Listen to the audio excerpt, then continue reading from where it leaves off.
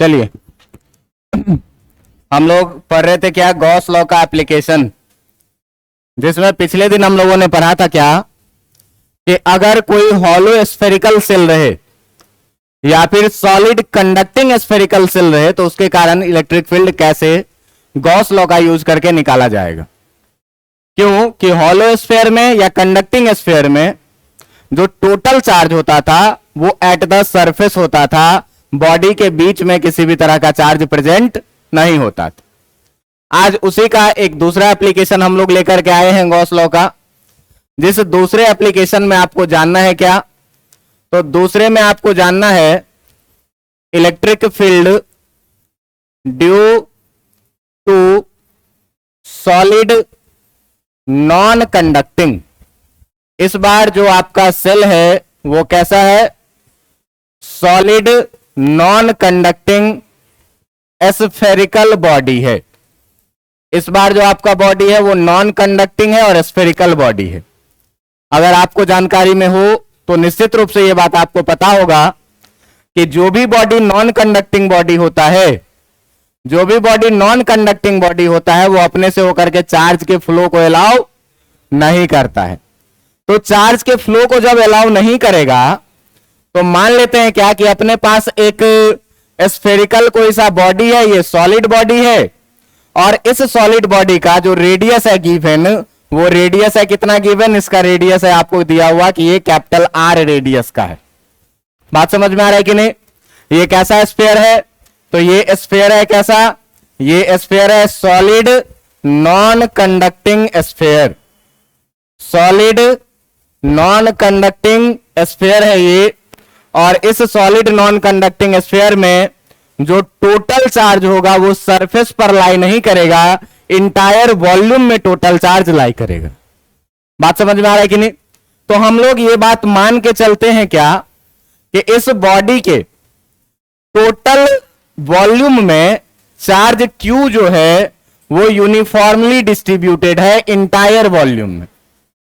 Charge Q जो है वो यूनिफॉर्मली डिस्ट्रीब्यूटेड है, और यूनिफॉर्मली डिस्ट्रीब्यूटेड है तो इसी सॉलिड स्फीयर के कारण हम लोगों को क्या करना है, इलेक्ट्रिक फील्ड इंटेंसिटी निकालना है। बात समझ में आ रहा है कि नहीं।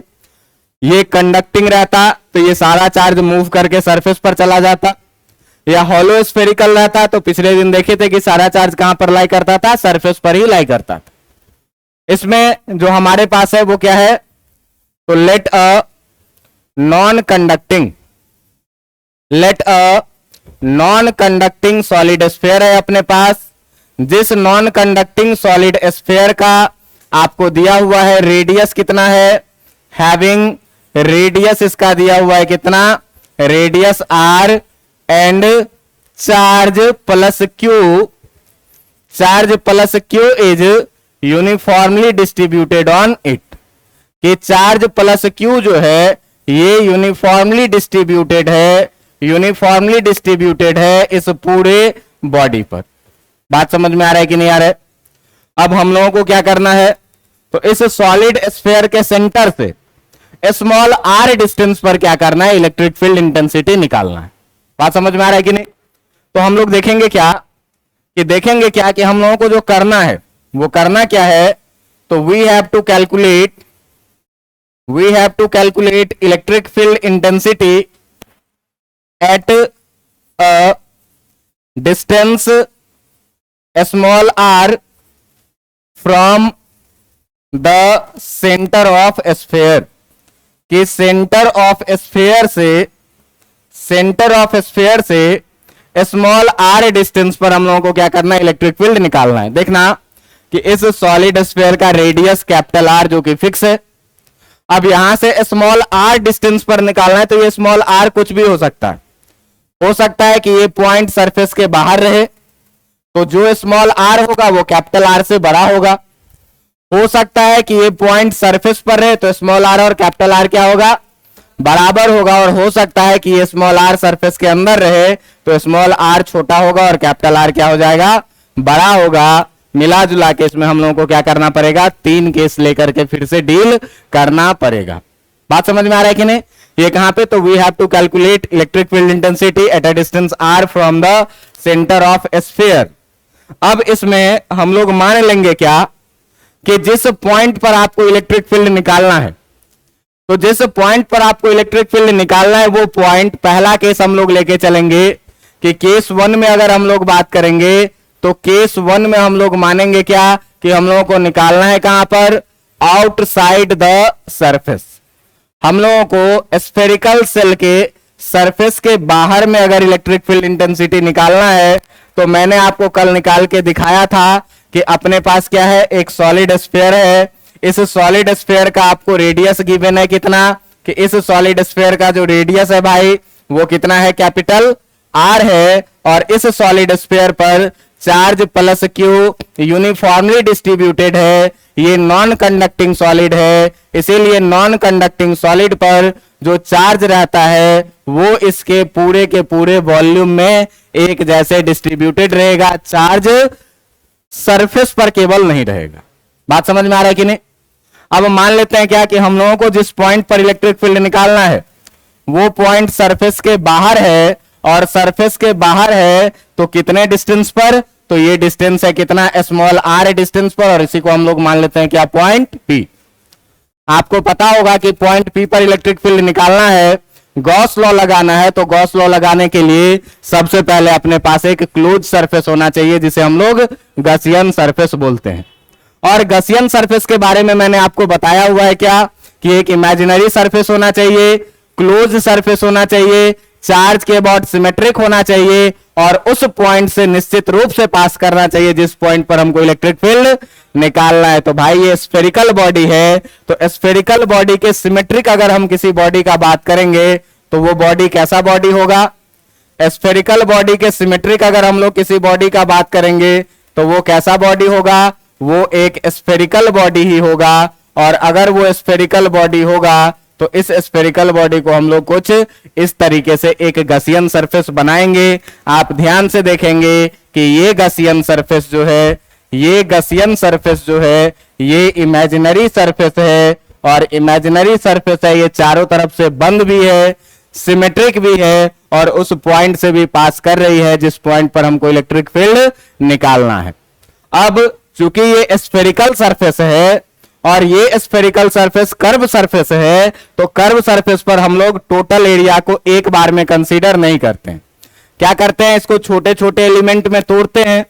तो भाई गॉसियन सरफेस पर अगर एक छोटा सा एरिया का एलिमेंट लोगे, तो ये एरिया का एलिमेंट लोगे, इस एरिया के एलिमेंट का नाम हम लोग क्या रख लेंगे, ds रखेंगे। और आपको मैंने भली भांति बताया हुआ है क्या कि एरिया वेक्टर का जो डायरेक्शन होता है वो हमेशा ही कैसा होता है, परपेंडिकुलर, और किधर के तरफ, बाहर के तरफ। तो ये जो हो जाएगा आपका क्या हो जाएगा, वेक्टर ds। आप बताइए कि ये पॉजिटिव चार्ज है कि नहीं। पॉजिटिव चार्ज के कारण इलेक्ट्रिक फील्ड बाहर के तरफ की अंदर के तरफ, बाहर के तरफ। तो जो इस बॉडी के कारण भाई इलेक्ट्रिक फील्ड बनेगा वो इलेक्ट्रिक फील्ड कुछ इस तरीके से बनेगा पॉजिटिव चार्ज के कारण, और इलेक्ट्रिक फील्ड इस तरीके से बनेगा। तो आप यहां देखेंगे कि ds और इलेक्ट्रिक फील्ड के बीच का एंगल कितने डिग्री का है, 0 डिग्री का। बात समझ में आ रहा है कि नहीं। अब आप एक बार में देखेंगे कि फ्लक्स का डेफिनेशन और गॉस लॉ को जब हम मिलाते हैं by the definition of flux and Gauss law, कि जब हम लोग गॉस लॉ को और फ्लक्स के डेफिनेशन को मिलाते हैं तो अपने पास क्या मिलता है, integration of E dot D S बराबर कितना, क्यू इनसाइड बाय कितना, एप्सिलॉन नॉट। और जरा सा ध्यान से देखोगे तो ये ई डॉट डी एस जो हो जाएगा वो कितना हो जाएगा, E D S cos theta के जगह पर कितना, 0 डिग्री, कितना, क्यू इनसाइड, और बाय कितना, एप्सिलॉन नॉट। 0 डिग्री का वैल्यू 1 हो जाएगा। Integration E D S equal to कितना हो जाएगा, क्यू इनसाइड और बाय कितना, एप्सिलॉन नॉट के बराबर।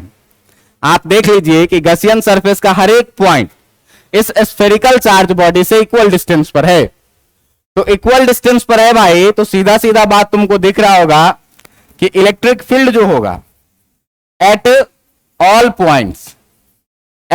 पॉइंट्स ऑन गॉसियन सरफेस कि गसियन सरफेस के सभी पॉइंट पर जो है, गसियन सरफेस के सभी पॉइंट पर जो है सो इलेक्ट्रिक फील्ड कैसा रहेगा, इलेक्ट्रिक फील्ड कैसा रहेगा, रिमेन्स कांस्टेंट रहेगा। और इस कांस्टेंट रहने का कारण क्या है कि क्योंकि ये कैसा है, इक्वी डिस्टेंट है, एक जैसे डिस्टेंस पर है, इसीलिए इलेक्ट्रिक फील्ड कैसा रहेगा, कांस्टेंट। और कांस्टेंट टर्म को हम लोग क्या करेंगे, इंटीग्रेशन में से बाहर निकाल लेंगे, तो ये जो बच जाएगा आपका integration of ds equal to कितना, q इनसाइड और बाय कितना, एप्सिलॉन नॉट के बराबर में। आप ध्यान से देखेंगे तो अब यहां पर आपको देखने को मिलेगा क्या कि जो इंटीग्रेशन ds होगा, अब बार बार नहीं समझना है, सीधे समझ जाना है क्या कि ये टोटल सरफेस एरिया होगा किसके, तो गसियन सरफेस के। क्यों कि गसियन सरफेस पर ही मैंने छोटा छोटा एलिमेंट काटा है, और जब सारे छोटे छोटे एलिमेंट को जोड़ेंगे तो पूरा गसियन सरफेस बन जाएगा। और ये पूरा गसियन सरफेस बन जाएगा तो इंटीग्रेशन ऑफ ds कितना होता है, 4 पाई। गसियन सरफेस का रेडियस है कितना, स्मॉल r। गसियन सरफेस का रेडियस है कितना, स्मॉल r, और ये स्मॉल r रेडियस है तो 4 पाई r स्क्वायर ये हो जाएगा। अब देखो कि गसियन सरफेस के अंदर में पूरा का पूरा चार्ज है कितना, प्लस q। बात समझ में आ रहा है कि नहीं, सारा का सारा चार्ज कहां है, सरफेस के अंदर में। तो सारा का सारा चार्ज जब सरफेस के अंदर में है तो यहां पर आप q इनसाइड का अगर बात करेंगे तो q इनसाइड भी कितना हो जाएगा, जब इस सारे वैल्यू को आप रखेंगे इसमें तो E into 4 pi r square equal to q by कितना हो जाएगा, एप्सिलॉन नॉट। और यहां से अगर आप E निकालेंगे तो q by epsilon not into 4 pi r square, इधर मल्टीप्लाई से आया इधर डिवाइड में चला जाएगा। और इसी चीज को जब आप अरेंज करके थोड़ा सा लिखेंगे तो अरेंज करके आप लिखेंगे तो आपको मिलेगा क्या, E आउटसाइड हम लोग बात कर रहे हैं, और E आउटसाइड में 1/4 pi epsilon naught q by कितना, r स्क्वायर। ये पिछले वाले केस के जैसे ही है। आप देखेंगे तो electric field outside the surface जो है वो इनवर्सली प्रोपोर्शनल है किसके, r स्क्वायर के। बात समझ में आ रहा है कि नहीं, r जैसे जैसे टेंड करेगा इंफिनिटिव के तरफ तो इलेक्ट्रिक फील्ड टेंड करेगा किधर के तरफ, 0 के तरफ। बात समझ में आ रही है कि नहीं, ये कल वाला ही केस है। अब अगर इसमें हम दूसरा केस लें, अब अगर हम इसमें दूसरा केस लें कहां पर, तो एट द सरफेस का बात करें, तो एट द सरफेस पर जब हम लोग बात करेंगे, अच्छा यहां पर देखना कि जब आउटसाइड द सरफेस तो यहां स्मॉल r गसियन सरफेस का रेडियस है और कैपिटल R इस बॉडी का रेडियस है। कैपिटल R बड़ा है कि स्मॉल r बड़ा है, स्मॉल r बड़ा है। तो जब भी आउटसाइड द सरफेस का बात करेंगे तो स्मॉल r बड़ा है और कैपिटल R क्या है, छोटा है। और आगे बात बढ़ाएंगे एट द सरफेस, तो अब जब ये सॉलिड बॉडी था आपका, ये जो सॉलिड बॉडी था आपका, जिस सॉलिड बॉडी का रेडियस आपको कितना गिवन, जिस सॉलिड बॉडी का रेडियस गिवन है कितना, कैपिटल R, और इस सॉलिड बॉडी पर चार्ज प्लस Q जो है वो यूनिफॉर्मली डिस्ट्रीब्यूटेड है, और प्लस Q चार्ज जो यूनिफॉर्मली डिस्ट्रीब्यूटेड है। तो अब की बार हम लोगों को क्या करना है कि इसके सरफेस पर ही है पॉइंट P, इसके सरफेस पर ही है पॉइंट P, और पॉइंट P कितने डिस्टेंस पर है, स्मॉल r डिस्टेंस पर। और इसी पॉइंट P पर हम लोगों को क्या करना है, इलेक्ट्रिक फील्ड इंटेंसिटी निकालना है। आप ध्यान से देखेंगे तो यहां पर जो आपका कैपिटल R है और स्मॉल r है वो दोनों लेंथ में कैसा हो गया, बराबर हो गया। और अगर अब की बार हमको गसियन सरफेस बनाना होगा तो गसियन सरफेस जो ये सरफेस है वही सरफेस कैसा सरफेस हो जाएगा, गसियन सरफेस हो जाएगा। और जब यही सरफेस भाई गसियन सरफेस हो जाएगा तो फिर हम लोग क्या लगाएंगे, integration of E dot ds किसके बराबर में हो जाएगा, Q इनसाइड बाई किसके, एप्सिलॉन नॉट के। कहां से, तो ये फ्लक्स और ये गॉस लॉ। बात समझ में आ रहा है कि नहीं।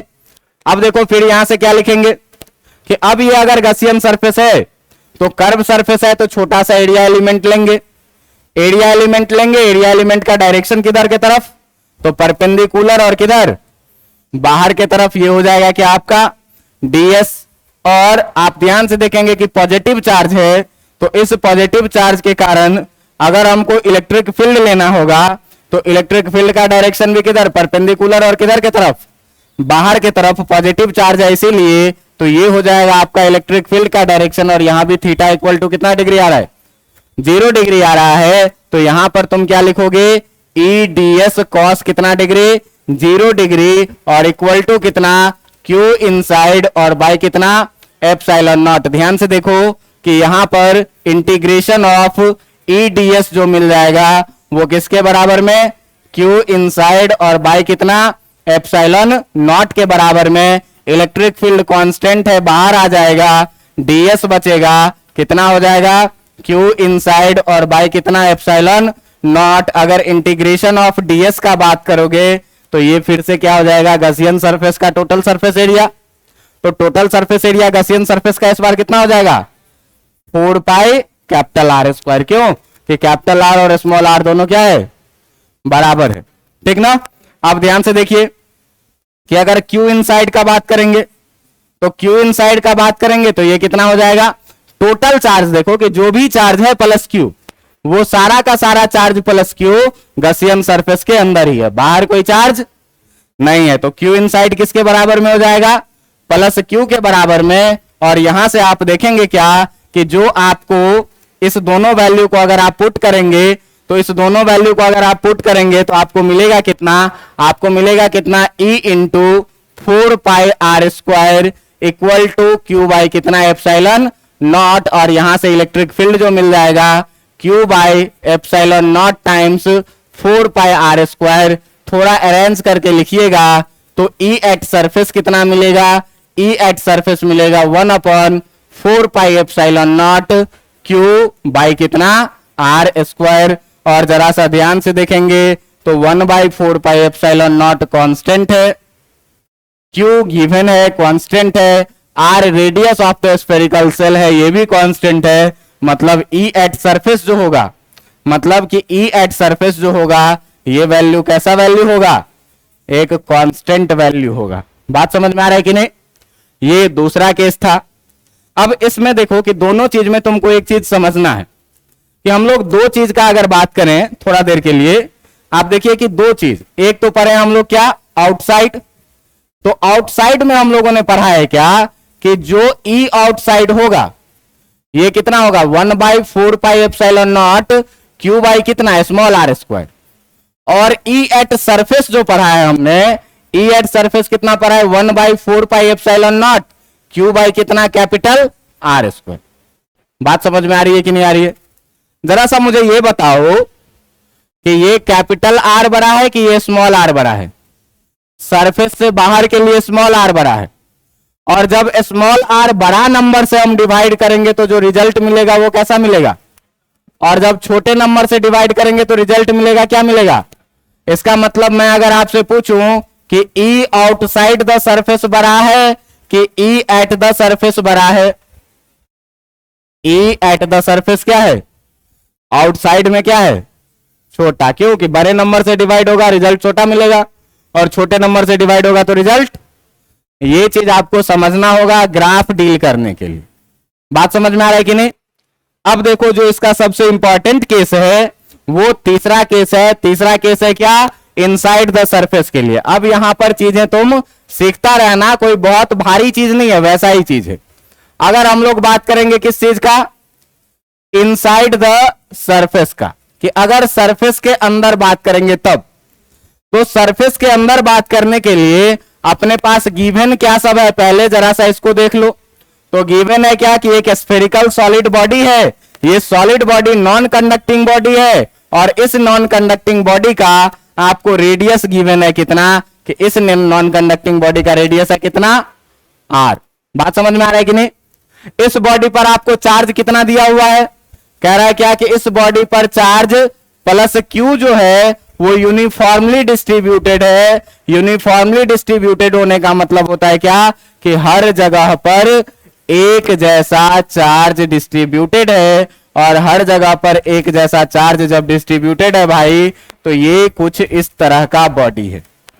अब की बार आपको जो इलेक्ट्रिक फील्ड निकालना है वो इलेक्ट्रिक फील्ड इसके सेंटर से स्मॉल आर डिस्टेंस पर कोई एक पॉइंट है P, जिस पॉइंट P पर आपको इलेक्ट्रिक फील्ड निकालना है, और आर डिस्टेंस पर है कोई पॉइंट P, इस पॉइंट P पर आपको क्या करना है, इलेक्ट्रिक फील्ड निकालना है, और ये पॉइंट P क्या है, सरफेस के अंदर में। बात समझ में आ रहा है कि नहीं? अब बताओ कि सबसे पहले क्या करना पड़ेगा, एक गसियन सरफेस सेलेक्ट करना पड़ेगा। तो गसियन सरफेस हम लोग कैसा लेंगे, स्फीयर है तो स्फेरिकल ही लेंगे, क्लोज्ड होना चाहिए, और उस पॉइंट से निश्चित रूप से पास करना चाहिए जिस पॉइंट पर हमको क्या करना है, जिस पॉइंट पर हमको क्या करना है, इलेक्ट्रिक फील्ड निकालना है। तो आप जरा सा देखिए अगर ध्यान से, तो आपका गसियन सरफेस कुछ इस तरह का होगा कि नहीं होगा, होगा। अब देखिएगा इस बार की गसियन सरफेस के कुछ चार्ज अंदर है और कुछ चार्ज क्या है, बाहर है। आप ध्यान से देखेंगे कि ये चीज जो है आपका, ये चीज क्या है आपका, ये चीज है आपका क्या, गसियन सरफेस। अब ये गसियन सरफेस है, तो गसियन सरफेस कर्व सरफेस है। कर्व सरफेस पर हम लोग क्या करेंगे, एक छोटा सा एरिया का एलिमेंट लेंगे, और ये जो छोटा सा एरिया एलिमेंट ds का डायरेक्शन होगा, ये डायरेक्शन किधर के तरफ होगा, परपेंडिकुलर और बाहर के तरफ। परपेंडिकुलर बाहर के तरफ इस ds का डायरेक्शन होगा। तो जरा सा ध्यान से देखना, पॉजिटिव चार्ज है, इलेक्ट्रिक फील्ड का भी डायरेक्शन किधर होगा, परपेंडिकुलर और किधर के तरफ, बाहर के तरफ। आपको ध्यान से अगर दिख रहा होगा तो इलेक्ट्रिक फील्ड और ds दोनों एक ही डायरेक्शन में है, मतलब थीटा इक्वल टू कितना, 0 डिग्री है। अब देखो कि अगर बात करेंगे by the definition of flux, by the definition of flux अगर हम लोग बात करेंगे, तो फ्लक्स का डेफिनेशन क्या कहता है कि जो फाई टोटल होता है वो कितना, इंटीग्रेशन ई डॉट कितना, ds। और अगर बाय गॉस लॉ बात करें, तो बाय गॉस लॉ हम लोग क्या जानते हैं कि फॉर एनी क्लोज्ड सरफेस, किसी भी क्लोज्ड सरफेस के लिए, फॉर एनी क्लोज्ड सरफेस, किसी भी क्लोज्ड सरफेस के लिए जो फाई टोटल होता है वो कितना होता है, क्यू इनसाइड, और बाय कितना, एप्सिलॉन नॉट के बराबर में। अगर इस दोनों स्टेटमेंट को हम लोग मिलाएंगे तो हम लोगों को मिल जाएगा क्या, integration of E dot ds equal to कितना मिल जाएगा, क्यू इनसाइड, और बाय कितना, एप्सिलॉन नॉट के बराबर में। और इसी को हम लोग थोड़ा देर के लिए मान लेंगे क्या, कि इसको थोड़ा देर के लिए मान लेंगे क्या, कि ये जो है आपका ये कितना, इक्वेशन 1। बात समझ में आ रहा है कि नहीं? अब देखिए कि ई डॉट ds को हम लोग क्या लिखेंगे, integration E ds cos theta equal to कितना, क्यू इनसाइड, और बाय कितना, epsilon naught. E ds cos theta में थीटा के जगह पर कितना डिग्री वैल्यू डालेगा, 0 डिग्री। क्यों कि ई और ds के बीच का जो एंगल है, ई और ds के बीच का एंगल है थीटा इक्वल टू कितना, 0 डिग्री।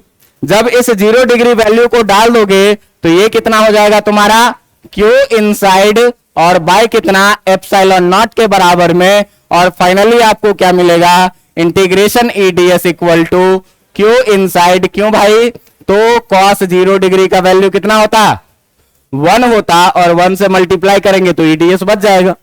बात समझ में आ रहा है कि नहीं? अब देखो कि चूंकि यहां पर हम लोग देख रहे हैं क्या, कि since all the points on Gaussian surface, कि आपके गसियन सरफेस का जो भी पॉइंट है वो क्या है, आर इक्विडिस्टेंट। कैसा है, इक्विडिस्टेंट है फ्रॉम चार्ज डिस्ट्रीब्यूशन, कि चार्ज डिस्ट्रीब्यूशन से इक्विडिस्टेंट है। इसका मतलब क्या हुआ, फ्रॉम चार्ज डिस्ट्रीब्यूशन, अगर चार्ज डिस्ट्रीब्यूशन से इक्विडिस्टेंट है, इसका मतलब क्या हुआ कि so electric field at all the point, electric field at all the points on Gaussian surface, कि हर एक पॉइंट पर गसियन सरफेस के पॉइंट्स ऑन गसियन सरफेस कैसा रहेगा, ऑन गसियन सरफेस ये कैसा रहेगा, remains constant. Gaussian surface remains कैसा, तो रिमेन्स कैसा रहेगा, ये कांस्टेंट रहेगा। क्यों भाई, कि देखो कि गसियन सरफेस का सारा पॉइंट जो है वो चार्ज डिस्ट्रीब्यूशन से इक्विडिस्टेंट है, सिमेट्रिक है। इसका मतलब पूरे गसियन सरफेस पर जो इलेक्ट्रिक फील्ड का वैल्यू रहेगा वो कैसा रहेगा, कांस्टेंट वैल्यू रहेगा, और जैसे इलेक्ट्रिक फील्ड कांस्टेंट हो गया, जैसे इलेक्ट्रिक फील्ड कांस्टेंट हो गया, तो इलेक्ट्रिक फील्ड को क्या करेंगे हम लोग, इंटीग्रेशन से बाहर निकालेंगे। अच्छा, पीछे इक्वेशन 1 मान लिए थे क्या, इसको छोड़ दीजिए, इसको मत मानिए इक्वेशन। आगे देखिए कि जैसे इलेक्ट्रिक फील्ड का वैल्यू कांस्टेंट हो गया, तो इस इलेक्ट्रिक फील्ड को हम लोग क्या करेंगे, इंटीग्रेशन से बाहर निकाल लेंगे, और इंटीग्रेशन से बाहर निकालेंगे तो E times integration ds equal to कितना हो जाएगा, Q इनसाइड, और बाय कितना, एप्सिलॉन नॉट के बराबर में। और इसको मान लेते हैं क्या, थोड़ा देर के लिए इसको मान लेते हैं क्या, इक्वेशन 1। अब देखो कि यहां से हमको दो चीज निकालना है, एक इंटीग्रेशन ds का वैल्यू निकल जाए और दूसरा Q इनसाइड का वैल्यू निकल। तो कैसे निकलेगा इंटीग्रेशन ds का वैल्यू, तो हम लोग तो जानते हैं क्या कि इंटीग्रेशन ds एलिमेंट कहां पर काटे हैं, गॉसियन सरफेस पर काटे हैं, और सारे ds को अगर हम लोग कंबाइंड कर देंगे तो पूरा गॉसियन सरफेस तैयार हो जाएगा कि नहीं हो जाएगा, पूरा गॉसियन सरफेस तैयार हो जाएगा। और इस गॉसियन सरफेस का रेडियस है कितना, स्मॉल r के बराबर में, तो ये टोटल सरफेस एरिया किसका, इसका कितना हो जाएगा, 4 पाई स्मॉल r का स्क्वायर। बात समझ में आ रहा है कि नहीं, कितना हो जाएगा, 4 पाई स्मॉल r का स्क्वायर। और तब आप यहां से देखेंगे क्या कि इंटीग्रेशन ds जो आपको मिल जाएगा वो क्या मिल जाएगा, टोटल सरफेस एरिया किसका, तो total surface area of Gaussian surface का। और गॉसियन सरफेस का टोटल सरफेस एरिया भाई साहब तुमने देखा है कि इंटीग्रेशन ds कितना मिल जाएगा, 4 पाई स्मॉल r का स्क्वायर। अब यहां से सवाल जो इंपॉर्टेंट है, जहां से कहानी आपकी बदलेगी, वो निकालना है क्या, Q इनसाइड। अब देखिए कि आपको डायग्राम में दिख रहा होगा क्या कि कुछ चार्ज गॉसियन सरफेस के अंदर है और कुछ चार्ज गॉसियन सरफेस के, हम लोगों को निकालना क्या है, तो हम लोगों को निकालना है क्या कि गॉसियन सरफेस के अंदर कितना चार्ज। बात समझ में आ रहा है कि नहीं, तो यहां से आप दो तरीके के कॉन्सेप्ट का यूज कर सकते हैं। बात समझ में आ रहा है कि नहीं, तो दो तरीके के कॉन्सेप्ट का क्या यूज कर सकते हैं, तो एक तो आप सिंपल यूनिटरी मेथड यूज कर सकते हैं, और दूसरा आप वॉल्यूमेट्रिक चार्ज डिस्ट्रीब्यूशन को यूज कर सकते हैं। कैसे यूज करेंगे ये देखिए, तो आपके पास गिवन है क्या कि एक सॉलिड स्फीयर है, और इस सॉलिड स्फीयर पर चार्ज दिया हुआ है कितना, कि प्लस Q है, और इसका रेडियस है कितना, कैपिटल R। तो अगर देखो कि यहां पर हम लोग निकालें वॉल्यूमेट्रिक चार्ज डेंसिटी रो, तो रो इक्वल टू क्या पढ़े हुए हो, चार्ज पर यूनिट वॉल्यूम। इस बॉडी पर चार्ज है कितना, Q, और इसका वॉल्यूम कितना हो जाएगा, 4/3 पाई r क्यूब। स्फीयर का वॉल्यूम कितना होता है, 4/3 पाई r क्यूब। इस 3 को अगर तुम ऊपर लेके चले जाओगे, तो 3 को अगर तुम ऊपर लेके चले जाओगे तो कितना मिल जाएगा, 3Q upon 4 pi r cube के बराबर में। ये वॉल्यूमेट्रिक चार्ज डेंसिटी मिल गया। मतलब क्या कि यूनिट वॉल्यूम में इतना चार्ज है। वॉल्यूमेट्रिक चार्ज डेंसिटी क्या कहता है कि charge per unit volume, unit volume में कितना चार्ज है, इतना चार्ज। तो तुम ध्यान देना कि गॉसियन सरफेस के अंदर में जो चार्ज होगा वो गॉसियन सरफेस वाले वॉल्यूम के अंदर में होगा। तो आप सीधे सीधे ऐसे भी तैयार कर सकते हैं कि अब क्या करें कि एक वॉल्यूम में मान लो इस गॉसियन सरफेस का वॉल्यूम कितना हो जाएगा। अगर हम लोग बात करें किस चीज का, वॉल्यूम ऑफ गॉसियन सरफेस का, तो गॉसियन सरफेस का वॉल्यूम कितना हो जाएगा। गॉसियन सरफेस भी क्या है, एक स्फीयर है जिसका रेडियस है कितना, स्मॉल r। तो ये कितना हो जाएगा, 4/3 पाई r क्यूब। तो तुम ध्यान देना कि अगर एक वॉल्यूम में मान लो कि 5 कूलम चार्ज है, तो दो वॉल्यूम में कितना होगा, 2 × 5। 3 वॉल्यूम में कितना होगा, 4 वॉल्यूम में कितना होगा, मल्टीप्लाई करते चले जाएंगे। तो आप देखिए कि आपको क्या कह रहा है कि यूनिट वॉल्यूम में जो है सो इतना चार्ज है, एक वॉल्यूम में इतना चार्ज है। तो जो आपका गॉसियन सरफेस है अंदर में, जो आपका गॉसियन सरफेस है आपके अंदर में, जिसका रेडियस है स्मॉल r, और इसका जो वॉल्यूम है, 4/3 पाई r क्यूब।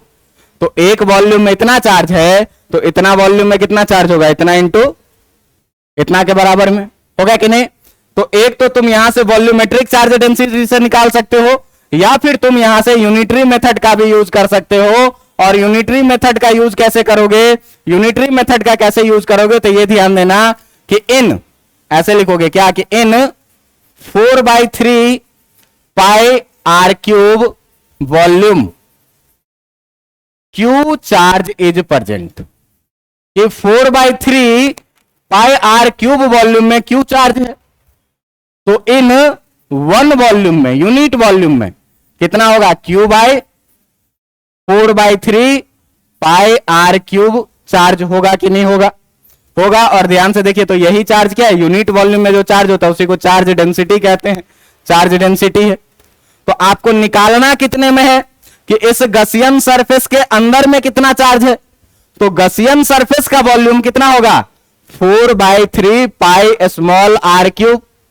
तो आपसे पूछा जाए क्या कि in 4/3 pi small R cube में कितना होगा? तो in 4/3 pi small R cube volume में कितना चार्ज होगा? तो Q by 4/3 pi capital R cube और into 4/3 pi small R cube के बराबर में होगा। आप ध्यान से देखेंगे तो 4/3 से 4/3 कटेगा, पाई से पाई कटेगा और बचेगा कितना? Q small R cube by capital R cube. बात समझ में आ रहा है कि नहीं? कितना बचेगा? कितना बचेगा? तो क्यू इनसाइड जो बचा तुम्हारा, जो गसियन सरफेस के अंदर में है, ये कितना बचा? तो क्यू इनसाइड कितना बच रहा है? Q capital R cube, Q capital R cube by R cube, यही चीज बच रहा है। क्यू स्मॉल आर क्यूब और नीचे कितना? कैपिटल आर क्यूब, इतना चीज बच रहा है। अब इस दोनों का वॉल्यूम पुट करो तो E into 4 pi R square equal to Q inside के जगह पर Q R cube by capital R cube और इसके नीचे में कितना? Epsilon naught. क्यू इनसाइड का वैल्यू पुट कर दिए। जरा सा ध्यान देखना कि तुम अगर जरा सा ध्यान से देखोगे तो ये एप्सिलॉन नॉट ऊपर चला जाएगा, ये हो जाएगा कितना? E into 4 pi R square equal to Q R cube by epsilon naught R cube के बराबर में। अब यहां से 4 पाई आर स्क्वायर को डिवाइड में ले जाओ तो E इक्वल टू बचेगा कितना?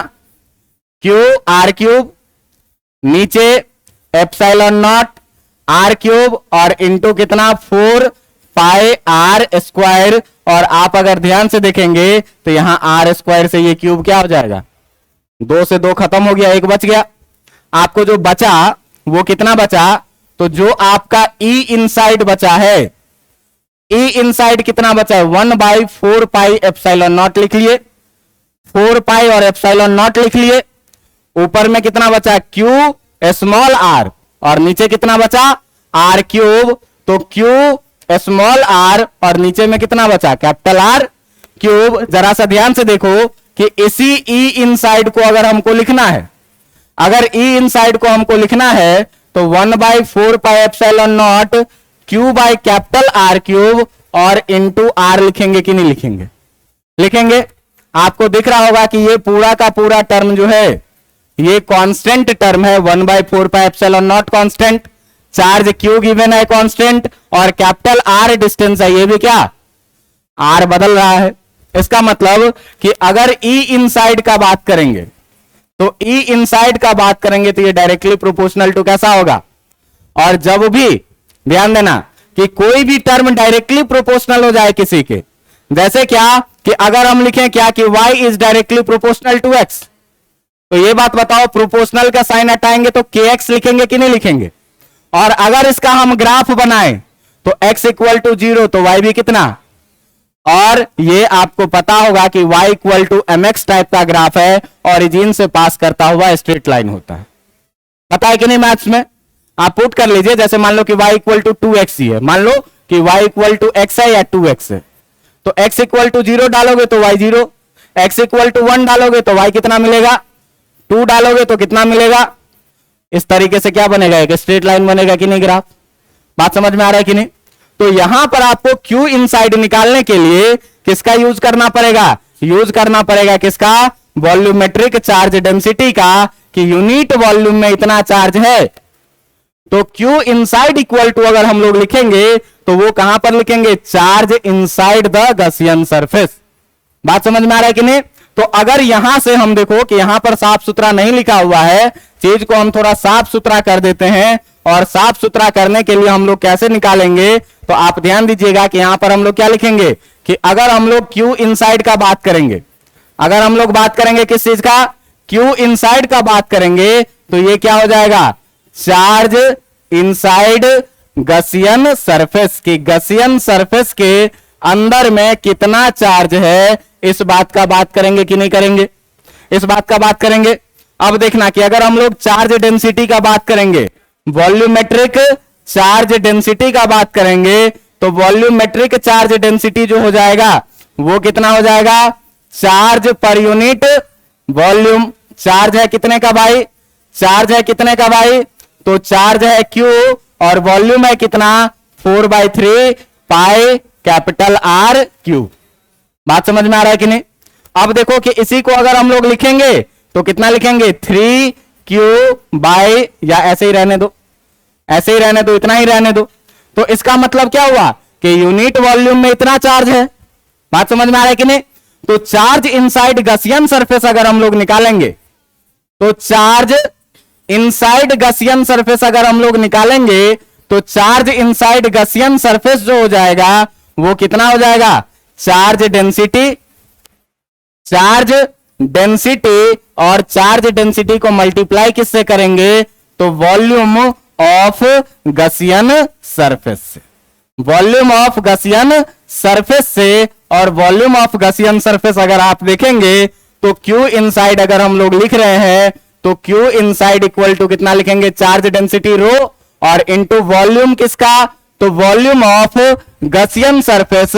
और वॉल्यूम ऑफ गॉसियन सरफेस कितना है भाई, वॉल्यूम ऑफ गॉसियन सरफेस, तो देखो ये कितना निकल के आया था, Q अपॉन 4/3 पाई R क्यूब के बराबर में, और वॉल्यूम ऑफ गॉसियन सरफेस कितना हो जाएगा, 4/3 पाई स्मॉल r क्यूब के बराबर में। यहां से 4/3 पाई से 4/3 पाई कैंसिल हुआ था, बचा था कितना, Q R cube by capital R cube के बराबर में। यही चीज क्या निकल के आ गया था, Q इनसाइड निकल के आ गया था। अब Q इनसाइड का वैल्यू वगैरह हमने पुट किया और सॉल्व करके जब निकाला, तो सॉल्व करके निकाला तो पाया क्या कि जो आपका इलेक्ट्रिक फील्ड आ रहा है वो इलेक्ट्रिक फील्ड कुछ इस तरीके का मिल रहा है, और इस इलेक्ट्रिक फील्ड को हम लोग क्या देख रहे हैं कि डायरेक्टली प्रोपोर्शनल टू R है।